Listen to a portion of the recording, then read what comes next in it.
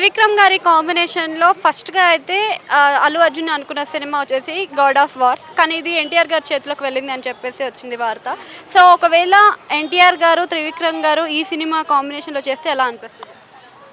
యాక్చువల్గా అది అల్లు అర్జున్ గారు ఆ మూవీ చేసినా కూడా అంత సెట్ అయ్యేది కాకపోవచ్చు. ఎందుకంటే మనం చూసుకుంటే అదుర్స్ సినిమాలో ఎన్టీఆర్ ఒక పంతుల్లాగా యాక్టింగ్ నిరగదీశాడు.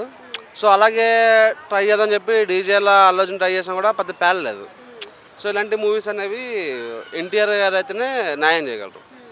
అండ్ సెకండ్ థింగ్ వచ్చేసి త్రివిక్రమ్ గారికి ఇది ఒక కొత్త మూవీ. అంటే ఎగ్జాంపుల్ ప్రతి మూవీస్లో కూడా అక్క తమ్ముడు సెంటిమెంట్ ఇవే తప్ప ఆయన మూవీస్లో కొత్తదనం పెద్దగా ఏమీ లేదు మనకి. సో ఈ మూవీ అనేది కొంచెం ఫ్రిక్షనల్ మూవీ కాబట్టి ఎన్టీఆర్ గారికి పర్ఫెక్ట్ మూవీ అని చెప్పి నేను అనుకుంటున్నాను. నేను అంటే మైథలాజికల్ ఫిలిమ్స్లో ముందుగా చూసుకుంటే ఎన్టీఆర్ గారికి మంచి పేరుంది. యమదొంగ కానీ ఆ తర్వాత వచ్చిన సినిమాలు అన్నిటికీ కూడా యమదొంగ కానీ జైలవకుశ ఇలాంటి అన్ని మైథలాజికల్ ఫ్యాంటసీ మూవీస్ లాగానే కనిపించాయి.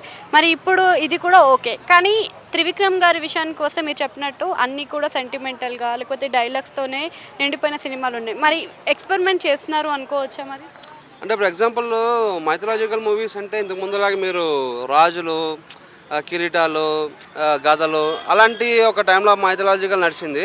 బట్ ఇప్పుడు అంతా ట్రెండ్ మారిపోయింది. ఎగ్జాంపుల్ చూసుకుంటే మనకి ఒక కార్తికేయ 2 మూవీ సారా. సో అందులో అది మైథలాజికల్ మూవీ లాంటిదే. బట్ సో ఇదంతా యాక్షన్ సీన్స్ అన్నీ ఉన్నాయి కదా. సో ఇప్పుడున్న సిచ్యువేషన్ క్రియేటివిటీగా తీస్తారని చెప్పి నేను అనుకుంటున్నాను అనమాట. సో ఇప్పుడు డ్రాగన్ అని చెప్పి ఒక సినిమా చేస్తున్నారు. సో అప్పుడు అది డ్రాగన్ అంటే ఏందో ఒక దెయ్యం లాంటిది.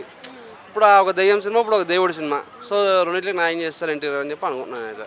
అంటే ఇంకొకటి సుబ్రహ్మణ్య స్వామి గురించి ఆయన చరిత్ర గురించి ఉండబోతుందని అన్నారు సినిమాలో. మరి ఆయన చరిత్ర అనేది అందరికి కనెక్ట్ అవుతుంది అంటారా? అంటే తమిళియన్స్ ఎక్కువ కనెక్ట్ అవుతారు కదా అలాంటి స్టోరీస్కి. సో అట్లేం లేదు, సినిమాలో కంటెంట్ బాగుంటే కనుక కనెక్ట్ అవ్వడం ఉంటుంది. ఎగ్జాంపుల్ చూసుకుంటే కార్తికేయ 2 మూవీ మొత్తం కృష్ణుడి గురించి ఉంటుంది. కృష్ణుడి గురించి అని చెప్పి నార్త్ వాళ్ళు కనెక్ట్ అవ్వలేదే, మన తెలుగు వాళ్ళు కూడా కనెక్ట్ అయ్యారు కదా. సో సినిమాలో మ్యాటర్ ఉందంటే ఆల్మోస్ట్ ఎవరైనా కనెక్ట్ అవుతారు. అండ్ ఎగ్జాంపుల్ చూసుకుంటే కార్తికేయ మూవీ ఉంది, అది కూడా సుబ్రహ్మణ్య స్వామి గురించే కదా. సో జనాలు కనెక్ట్ అయింది కదా. సో ఎన్టీఆర్ గారు 100% ఈ సినిమాకి న్యాయం చేస్తారని చెప్పి అనుకుంటున్నా. So one of the best movie ఆయన కెరీర్లో అవుతుందని చెప్పి నేను అనుకుంటున్నాను. Thank you.